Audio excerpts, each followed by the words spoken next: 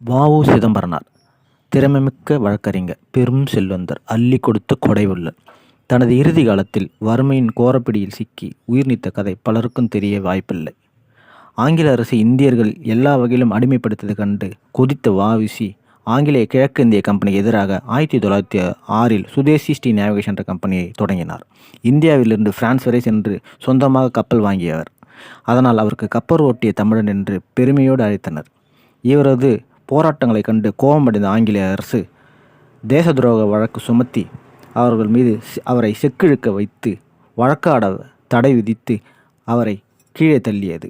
அவரை பெரும் துன்பத்தில் ஆழ்த்தியது. லட்சத்தில் வாழ்ந்த மனிதர் சென்னைக்கு பஞ்சம் பிழைக்க வந்தார்.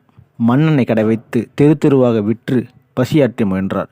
எல்லோருக்கும் சொத்து எவ்வளவு எவ்வளவு என்று எழுதி வைப்பார். ஆனால் வ.உ.சி. சற்று வித்தியாசமாக எழுதினார் உயிலை.